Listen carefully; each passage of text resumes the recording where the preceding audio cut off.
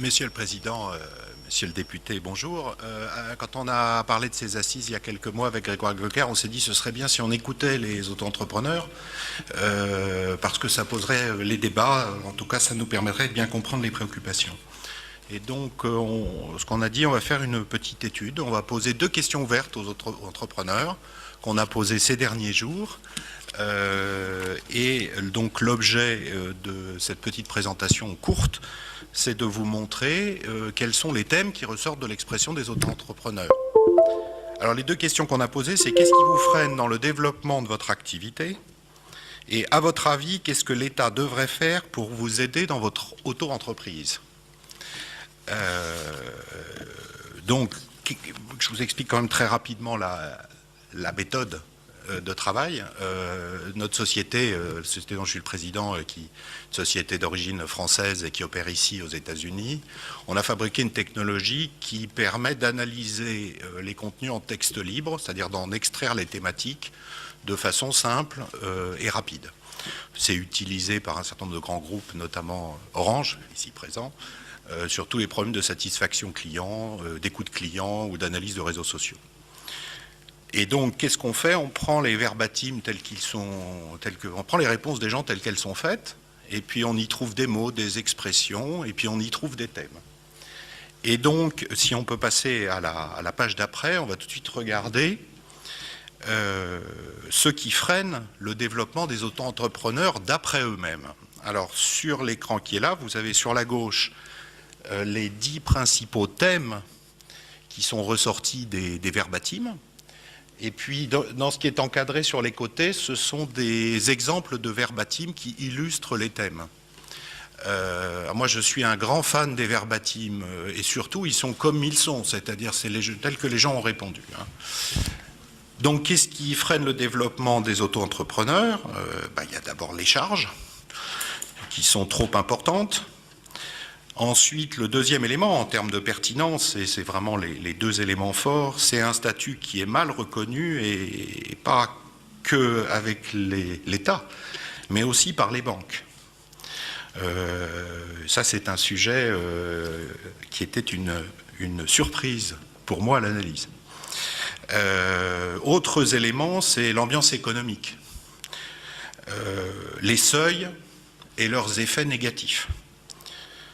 Et puis d'autres éléments qui sont en pertinence plus faible, mais qu'il faut quand même retenir, c'est comment je fais du commercial. Problème, je ne peux pas à la fois être au four et au moulin, quoi. Je ne peux pas être au commerce et vendre et produire. Voilà. Un élément qui est je ne peux pas déduire mes frais, ça revient vers une idée qu'on voit ailleurs, finalement on est quand même des entreprises comme les autres, donc pourquoi on ne peut pas déduire nos frais?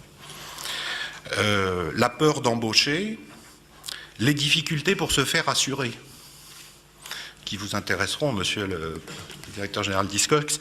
On parle de RC Pro, mais on parle aussi de décennale. Et puis un élément qui est arrivé un petit peu plus bas, c'est de se dire finalement, quand on est auto-entrepreneur, on est dans l'emploi et la dignité, la fierté, c'est important. Donc voilà, ce qui nous freine, c'est les problèmes de tout entrepreneur, charges, ambiance économique, mais aussi des spécificités au régime, la relation bancaire, le commerce. Donc voilà pour la première question. Et puis la deuxième question, si on peut passer au transparent d'après, c'est qu'est-ce qu'on attend de l'État? Alors sans surprise, on attend de diminuer les charges et à minima d'arrêter de les augmenter. Alors ça, tout entrepreneur qui fait son chèque de charge, il pourrait dire la même chose. Par contre, je crois que c'est un signal qui est quand même particulièrement fort. Mais le deuxième signal qui est le plus fort et qui confirme et qui légitime vos combats, Monsieur le Président, depuis quelque temps, c'est arrêter de changer les règles en permanence et laissez-nous bosser. Ensuite, on voit arriver le sujet de la CFE. Une idée qui est de dire finalement, au lieu de compliquer le régime, le nôtre, simplifier les autres, par exemple les régimes artisans. Et puis d'autres sujets un petit peu plus modestes en pertinence, mais que j'ai quand même jugé utile de laisser. C'est des questions de capitalisation de retraite quand on a une activité à temps plein et qu'on a une activité qui par définition est variable. Eh bien, on peut se retrouver avec des problèmes de validation de trimestre de retraite. Donc, ce point-là m'a semblé intéressant. La déduction des charges.